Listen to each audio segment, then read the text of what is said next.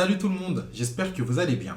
Aujourd'hui, j'avais envie de prendre un peu de recul et de faire un vrai recap de la saison WTA 2025. Pas à la va-vite, pas en mode résumé Wikipédia, mais en prenant le temps de comprendre ce qu'il s'est joué sur le circuit cette année. Alors si tu aimes le tennis raconté autrement, clairement tu es au bon endroit. Car si 2025 devait se résumer en une seule idée côté WTA, alors ce serait celle-ci. Une saison ultra dense, un calendrier qui s'étire, des réformes qui font parler et un sommet qui reste dominé par les mêmes têtes d'affiche. Parce que oui, il y a eu 106 tournois jusqu'au 15 décembre. Et surtout, un circuit WTA qui ressemble de plus en plus à une machine. Des WTA 1000 sur 2 semaines, un nombre record de WTA 125 et des ajustements de catégorie. Et derrière tout ça, une lutte permanente pour survivre au rythme. Mais avant de parler de sport, venez, on pose un peu le décor. En 2025, le tennis féminin, c'est 106 tournois et l'immense majorité est organisée par la WTA. 10 WTA 1000, 17 WTA 500, 21 WTA 250 et surtout 53 tournois WTA 125. Et rien que ce chiffre, il raconte quelque chose. La WTA 125 franchit un cap avec plus de 50 tournois programmés. Ça veut dire plus d'opportunités, oui, mais aussi plus de semaines, plus de déplacements, plus de points à défendre et donc plus de pression. Et à côté des tournois individuels, tu as les compétitions par équipe, l'United Cup, la Hopman Cup et enfin la Billie Jean King Cup. Le tennis féminin continue de s'inscrire dans une année globale presque sans pause. Mais 2025 n'est pas juste une suite de tournois, c'est aussi une année où le circuit change de forme. Tu as d'abord des retours symboliques avec Singapour qui redevient un WTA 250 à la place de Wawin. Le tennis revient aussi au Brésil, à Sao Paulo, avec un WTA 250. Ensuite, tu as un mouvement qui est très parlant pour le gazon. Le Queens revient, mais pas comme un simple retour nostalgique. Non, non, non, non, non. Il revient en WTA 500, après 52 ans d'absence. Et c'est Eastbourne qui descend à la place en étant un WTA 250. Et tu as aussi une promotion importante. Mérida passe en WTA 250 en remplacement de San Diego. En clair, la WTA ajuste les gros blocs de sa saison. On renforce certains rendez-vous et on en déplace d'autres. Et ça, ce n'est jamais neutre, parce que ça change les points, les choix de programmation et la manière dont les joueuses construisent une saison. L'un des changements qui pèse le plus, c'est celui-ci. Les WTA 1000 du Canada et de Cincinnati qui passent sur 12 jours, avec un tableau élargi comme Madrid et Pékin l'année dernière. Résultat, en 2025, tu as donc 7 WTA 1000 sur 2 semaines. Indian Wells, Miami, Rome et désormais le Canada et Cincinnati en plus de ceux qui étaient déjà étendus. Et là, on comprend le fond du sujet. Le circuit essaye de devenir un peu plus premium. Plus de jours, plus de matchs, plus d'exigences. Mais aussi une saison qui devient difficile à respirer, surtout pour les joueuses qui enchaînent sans équipe gigantesque autour. Quand tu arrives à la fin de saison 2025, tu as une photo qui est nette.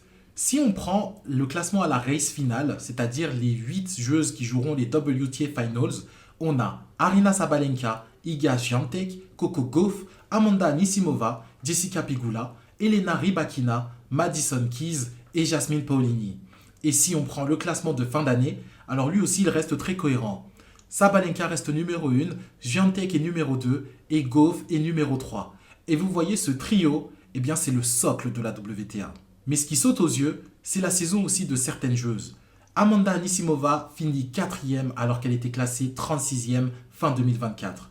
Belinda Bencic fait aussi un bond qui est délirant. Elle termine 11e après avoir été classée 913e fin 2024. Et aussi elle revient de maternité, ce qui est fort. Naomi Osaka remonte fort. Fin de saison 16e, là où elle était 59e en 2024. Et tu as aussi des progressions qui sont marquantes dans le top 20 avec Alexandrova, Keys, Mertens par exemple. Bref, je ne vais pas toutes vous les faire. Mais ce qui est sûr, c'est qu'en 2025, c'est donc un circuit où le sommet est stable, mais où la densité derrière est énorme. Toutefois, il y a une forme de lisibilité en ce qui concerne les grands chelems. À l'Open d'Australie, c'est Madison Keys qui gagne. Elle bat Aryna Sabalenka en finale. Nous avons à Roland Garros Coco Gauff qui bat elle aussi Aryna Sabalenka. À Wimbledon, c'est Iga Swiatek. Et là, c'est un moment violent, presque irréel, puisque Swiatek gagne la finale 6-0, 6-0 contre Amanda Anisimova. Clairement, fallait être là. Et à l'US Open 2025, Aryna Sabalenka s'impose enfin en finale aussi contre Anisimova. Donc, qu'est-ce que ça raconte? Sabalenka est partout. Elle est dans 2 finales majeures et remporte l'US Open. Gauff prend Roland Garros. Swiatek prend Wimbledon avec une finale qui est historique. Et Keys commence l'année en prenant l'Australie.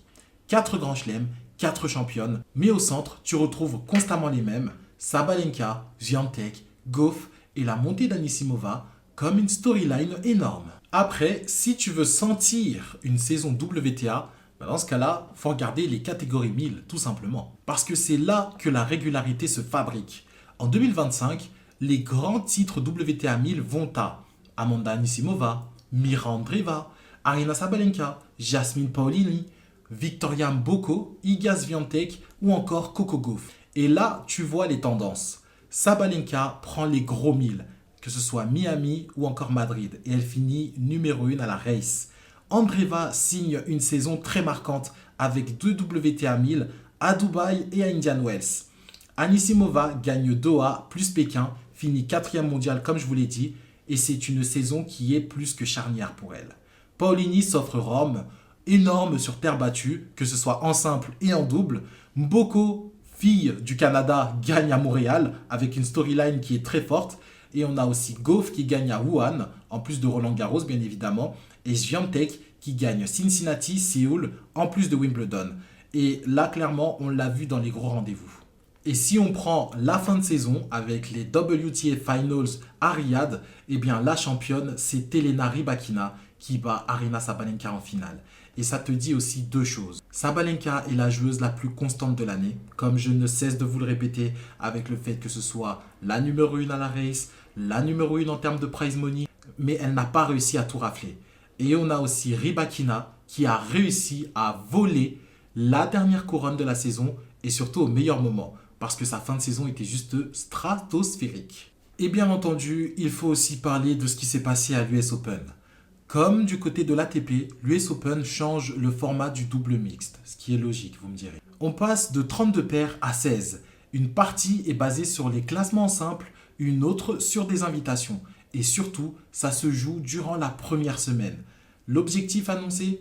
Ramener la lumière sur une discipline, attirer des stars. Et pour pousser ça, l'US Open s'est dit qu'on va faire un prize money de fou furieux pour les vainqueurs.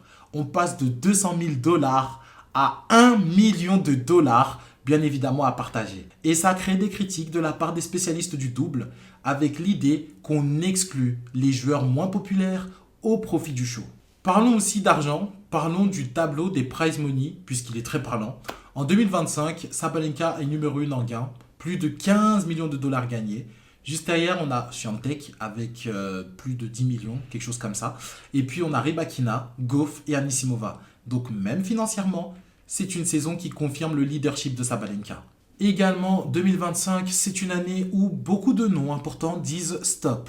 Dans la liste, tu as notamment Simona Halep qui annonce sa retraite en février après une défaite au tournoi de Roumanie.